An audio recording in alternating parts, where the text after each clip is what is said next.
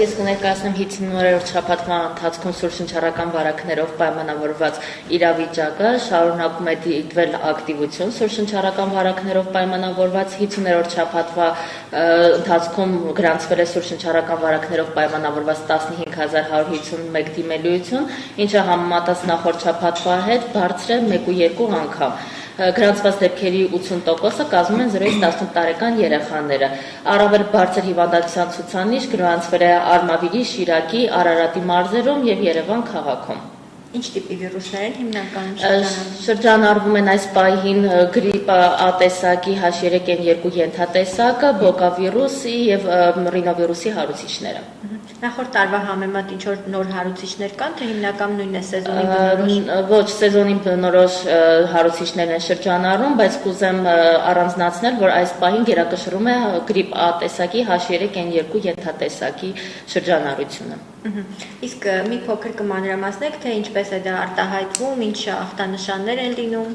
Հիմնականում սուրշնչառական վարակների դեպքում ախտանշանները նույնն են՝ ընդհանուր թուլություն, հարբուխային վիճակ, այսինքն քթահոսություն, հազ, փռշտոց, ջերմության բարձրացում, իսկ գրիպի դեպքում փոքր առանձնանում են ախտանշանները, որ լինում է ավելի սուր սկիզբը հիվանդության եւ հետո կարող են միանալ նոր հարբուխային երևույթները կամ ոչ եւ նաեւ ջերմությունն ավելի բարձր լինում եւ հաճախ լինում է ոչ կառավարելի։ Իսկ թոքաբորբի ռիսկը մեծ է, կարծես թե վերջի շրջանում նկատում ենք, որ հաճախակի է։ Այո, գրիպի դեպքում թոքաբորբի ռիսկը ավելի բարձր է։ Իսկ այս դիմելիության ցուցանիշների մեջ կան թոքաբորբի ցուցանիշներ։ Այո, թոքաբորբի հետ կապված կարող եմ ներկայացնել տվյալները։ Առաջնային պահպանման կազմակերպություններ դիմել են 50-րդ շաբաթվա ընթացքում 937 պացիենտ, ինչը նախորդ շաբաթվա համեմատ բարձր է 1.3 անգամ։ Իսկ թոքաբորբի ռիսկը ավելի շատ փոքրիկ երեխաների մոտ է, ծանր ընթացք ունենում, ոնց է։ Իրականում թոքաբորբի դեպքում ավելի հաճախ, այո, միշտ մեր խոցելի խումբը 0-ից 18 տարեկան երեխաներն են լինում։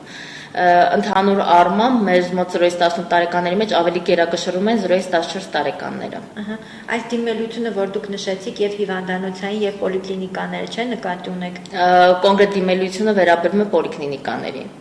Իսկ հոսպիտալացումների մասով ինչ պատկեր ունենք։ Հոսպիտալացումների մասով կարող եմ ասել 50-րդ շաբաթվա ընթացքում, որ ունեցել ենք 1055 հոսպիտալացում, ինչը նախորդ շաբաթվա համեմատ բարձր է 1.1 անգամ։ Եվ այս հոսպիտալացումների 91.7%-ը կազմում են 0-ից 18 տարեկան երեխաները։ Իսկ այս հոսպիտալացումների ցուցանիշը ինչի մասն է խոսում։ Կարող ենք ասել, որ բուժ հաստատությունները ծանրաբեռնված են այս փուլում, թե ոչ։